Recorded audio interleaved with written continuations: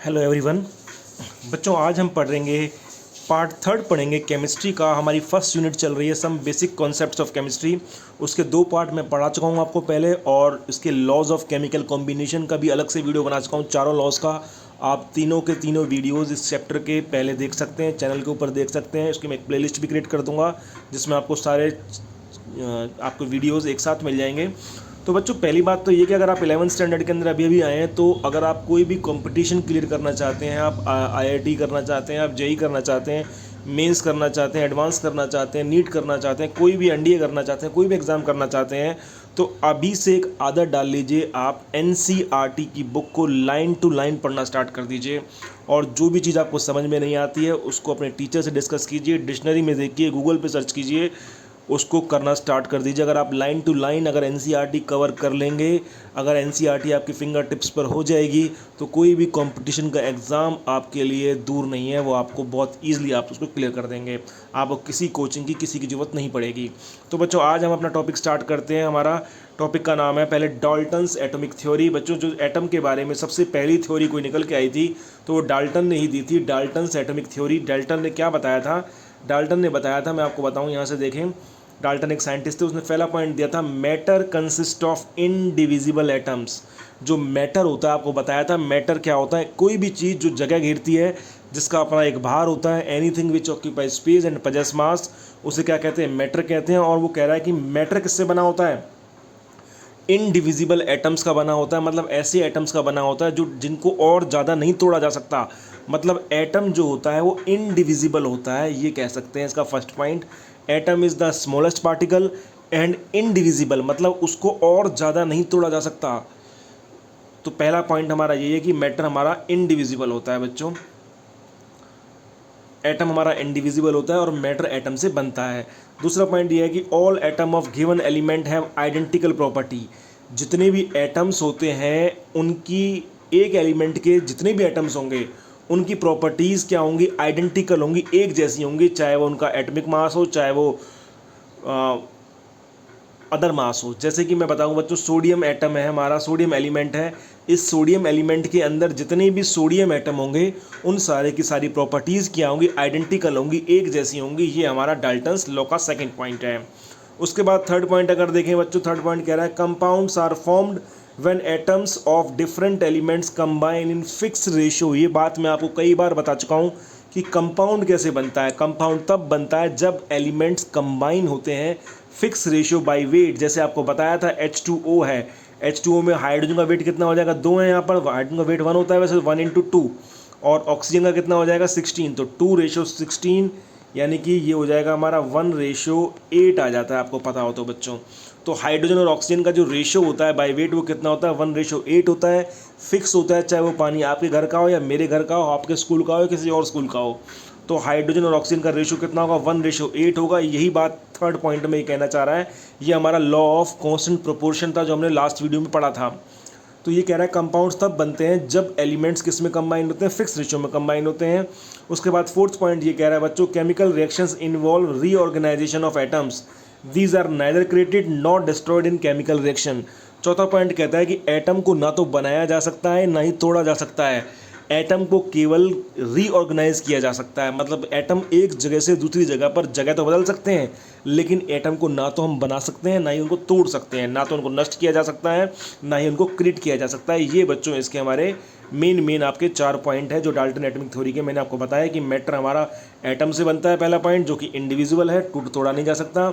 हर atom की, किसी भी एलिमेंट के जो एटम्स हैं उनकी प्रॉपर्टीज़ कैसी होती है? आइडेंटिकल होती हैं, एक जैसी होती हैं। कंपाउंड जब भी एलिमेंट से बनेगा तो फिक्स रेशियो में कंबाइन होंगे, और केमिकल रिएक्शंस के अंदर एटम्स को रीऑर्गेनाइज कर सकते हैं, लेकिन हम ना तो ब्रेक कर सकते हैं, ना ही उसको डिस्ट्रॉय कर सकते हैं, ना ही क्रिएट कर सकते हैं। तो ये हमारी डाल्टन्स एटॉमिक थ्योरी थी बच्चों। उसके बाद बताऊं बच्चों, मैं आपको एक एटॉमिक मास बताते हैं हम आपको। एटॉमिक मास क्या होता है? वैसे तो बच्चों आपने पढ़ा हुआ है, जैसे कि सोडियम का एटॉमिक मास आपने पढ़ा हुआ है 23 ग्राम, हाइड्रोजन का एटॉमिक मास पढ़ा हुआ है 1 ग्राम, आपने पोटाशियम का पढ़ा हुआ है 19 ग्राम। इस तरह से आपने पढ़े हुए हैं, बहुत सारे एटॉमिक मास आपने पढ़े हुए हैं एलिमेंट्स के बच्चों। कम से कम आपको 30, जो पहले 30 एलिमेंट्स हैं 1 से लेकर 30 तक, सभी एलिमेंट्स के आपको एटॉमिक नंबर और एटॉमिक मास याद होने चाहिए, आपके टिप्स पर होने चाहिए केमिस्ट्री पढ़ने के लिए। तो एटॉमिक मास के अंदर ये जो मेन चीज़ हमें पढ़नी है बच्चों, वो पढ़ना है AMU क्या है।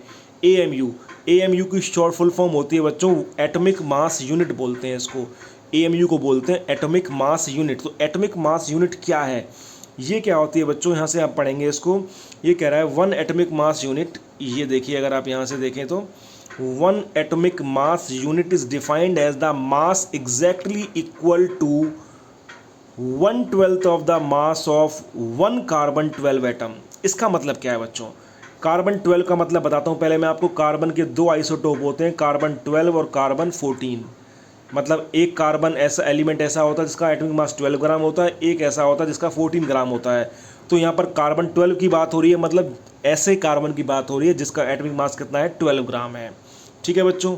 दूसरी बात यहाँ पर कहना चाह रहा है कि अगर आप क्या करें 1/12 कर दें, 1/12 का मतलब 1/12 कर दें किसका, कार्बन 12 के एक एटम का मास। मतलब कार्बन 12 का मैंने एक एटम का मास लिया, जो भी मास कार्बन 12 के एक एटम का आएगा उसका भी हम क्या कर दें 1/12 कर दें, 1/12 कर दें, तो उसको क्या बोलते हैं हम 1 AMU बोलते हैं बच्चों। 1 AMU मतलब एटॉमिक मास यूनिट बोलते हैं।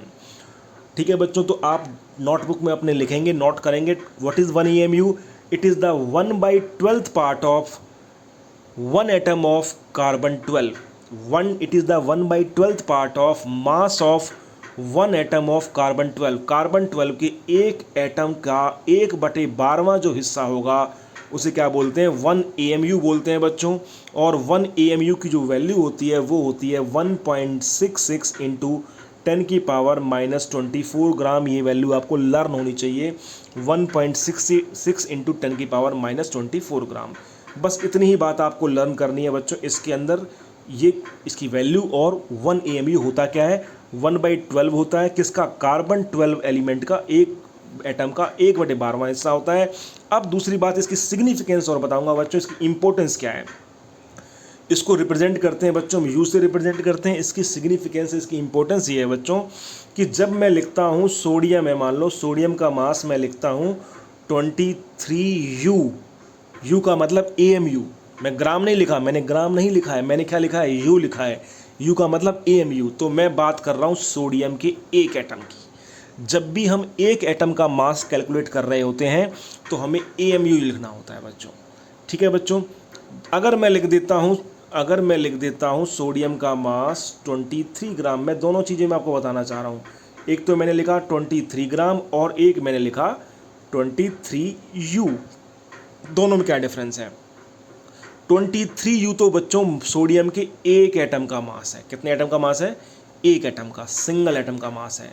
लेकिन अगर मैंने उसको आपको लिख दिया 23 ग्राम लिख दिया, तो जो 23 ग्राम है बच्चों वो 23 ग्राम सोडियम के एक एटम का मास नहीं है। वो कितने एटम का मास है, वो सोडियम के 6.022 इंटू 10⁻23 एटम का मास है।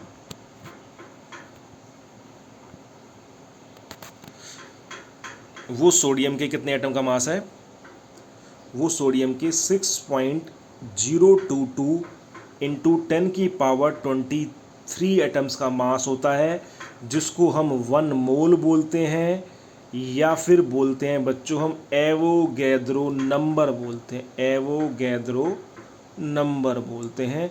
6.022 into 10⁻23 is the most remarkable number of the chemistry which you should remind in your mind every time, which is the number 6.022 into 10⁻23।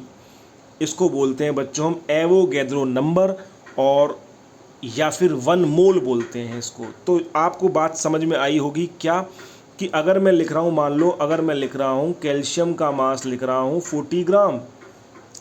अगर मैं लिख रहा हूँ कैल्शियम, कोई भी एलिमेंट ले लिया बच्चों, मैं मान लो हाइड्रोजन का मास लिख रहा हूँ 1 ग्राम लिख रहा हूँ मैं। अगर मैं हाइड्रोजन का मास 1 ग्राम लिख रहा हूँ तो 1 ग्राम का मतलब क्या है, 1 ग्राम का मतलब एक एटम का मास नहीं है। ये मास कितने एटम का है, ये 1 मोल एटम का मास है। 1 मोल का मतलब 6.022 इंटू 10⁻23 एटम्स का मास है।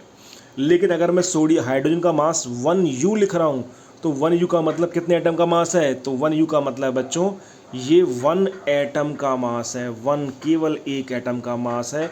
तो ये सिग्निफिकेंस है AMU की, कि AMU किसके बारे में बताता है, आप इसको लिखेंगे अपनी नोटबुक के अंदर। Significance of AMU, it tells about the mass of only one atom. ठीक है बच्चों, और जो एवोगैड्रो नंबर है उसकी वैल्यू कितनी होती है 6.022 इंटू 10⁻23, वो हम यहाँ से बताते हैं आपको। ये देखिए बच्चों, आप एवोगैड्रो नंबर भी लिखेंगे, एवोगैड्रो नंबर हेडिंग डाल के लिख देंगे। एवोगैड्रो नंबर किसके बराबर होता है 6.022 इंटू 10⁻23, या फिर 1 मोल के बराबर होता है एवोगैड्रो नंबर।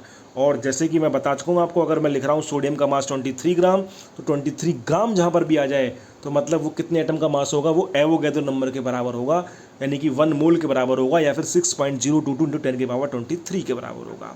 ठीक है बच्चों, उसके बाद आपको मॉलिक्यूलर मास आपको निकालना आता है। जैसे मॉलिक्यूलर मास आप निकालते हैं वैसे ही मॉलिक्यूलर मास निकालना है, बिल्कुल एग्जैक्टली। जैसे कि हमारा CH4 का मॉलिक्यूलर मास निकालना है बच्चों, तो कार्बन का मास लिख लेंगे पहले हम। कार्बन अलग, कार्बन कितना मास होगा 12 प्लस। अब हाइड्रोजन अलग है बच्चों, तो प्लस लगा दिया हमने बीच में। हाइड्रोजन का मास कितना है 1, तो 1 इंटू में, क्योंकि 4 है ये, तो 1 इंटू में 4, तो कितना आ गया 12 प्लस 4, यानी कि आ जाएगा 16 ग्राम। इस तरीके से किसी भी मॉलिक्यूल का मॉलिक्यूलर मास फाइंड करते हैं। जैसे कि यहाँ पर इन्होंने 64, अगर मैं U लिखूंगा तो एक मॉलिक्यूल का मास, जैसे इन्होंने लिखा हुआ है बच्चों 16.043 U लिखा हुआ है, U का मतलब एक मॉलिक्यूल का मास है। और अगर मैं इसको ग्राम लिख देता तो ग्राम का मतलब कितने मॉलिक्यूलर मास होता, तो ये 6.022 इंटू 10⁻23 मॉलिक्यूल्स का मास होता। ठीक है बच्चों, तो देखें एक और देखते हैं हम फॉर्मूला मास। यहाँ पर फॉर्मूला मास और मॉलिक्यूलर मास बच्चों एक ही चीज़ होती है, दोनों में कोई खास डिफरेंस ज़्यादा नहीं है, तो आप मॉलिक्यूलर मास ही कर लेंगे। जैसे बच्चों यहाँ पर इन्होंने C6H12O6 का मॉलिक्यूलर मास निकाला है, तो आप निकाल सकते हैं C6H12O6 ग्लूकोज का फॉर्मूला होता है, इसका मॉलिक्यूलर मास फाइंड करना है। तो कैसे करेंगे बच्चों, ऐसे करते हैं, पहले 6 कार्बन है तो कार्बन का मास कितना होता है 12, तो 12 इंटू 6 कर लेंगे। उसके बाद एलिमेंट चेंज हो गया, हाइड्रोजन आ गया, तो फिर हम प्लस लिख देंगे। हाइड्रोजन का मास कितना होता है बच्चों, हाइड्रोजन का मास होता है 1, तो 1 इंटू में 6, फिर प्लस लगा देंगे क्योंकि एलिमेंट चेंज हो गया, ऑक्सीजन आ गया। ऑक्सीजन का मास कितना होता है 16, तो 16 इंटू में फिर 6 क्योंकि, तो 16 इंटू 6, तो ये आ जाएगा बच्चों 12 इंटू 6 72 आ जाएगा, 12 6 72, फिर 1 इंटू 6 1 गुना 6, फिर 6 आ जाएगा, प्लस 16 इंटू 6 16 6 96 96 आ जाएगा। और इन तीनों को ऐड करने के बाद हमारा आ जाएगा बच्चों, इन तीनों को ऐड करने के बाद हमारा आ जाएगा 180, ये 180 के बराबर आ जाएगा। अगर मैं 180 U लिखता हूँ, AMU लिखता हूँ, तो मतलब एक C6H12O6 का मास है। और अगर मैं 180 ग्राम लिखता हूँ तो वो किसका है, वो उसका ग्राम मॉलिक्यूलर मास है, मतलब वो बराबर होगा 1 मोल मॉलिक्यूल्स के 6.022 इंटू 10⁻23 मॉलिक्यूल्स का मास है। ठीक है बच्चों, तो इस तरीके से मॉलिक्यूलर मास आप निकालना, आप छोटी क्लास में पढ़ चुके हैं 9th और 10th में, और अब दोबारा आपको बता दिए किस तरीके से मॉलिक्यूलर मास निकालते हैं। अब मुझे कमेंट बॉक्स में आप निकाल के दिखाएंगे, आंसर बताएंगे मुझे कि H2SO4 का मॉलिक्यूलर मास क्या आएगा, इसको आप कमेंट बॉक्स में मुझे भेजेंगे। और HNO3 का मॉलिक्यूलर मास क्या आएगा, इसका भी कमेंट बॉक्स में भेजेंगे मुझे। और आप मुझे भेजेंगे NaOH का मॉलिक्यूलर मास क्या आएगा, NaOH का मॉलिक्यूलर मास क्या होगा, इसका भी कमेंट बॉक्स में मुझे आंसर भेजेंगे इन तीनों का। H2SO4 sulphuric acid, HNO3 nitric acid, और NaOH सोडियम हाइड्रोक्साइड। ठीक है बच्चों, चैनल को सब्सक्राइब नहीं किया, सब्सक्राइब जरूर कर लीजिएगा। इससे आगे हम फिर नेक्स्ट वीडियो में करेंगे। Thank you very much.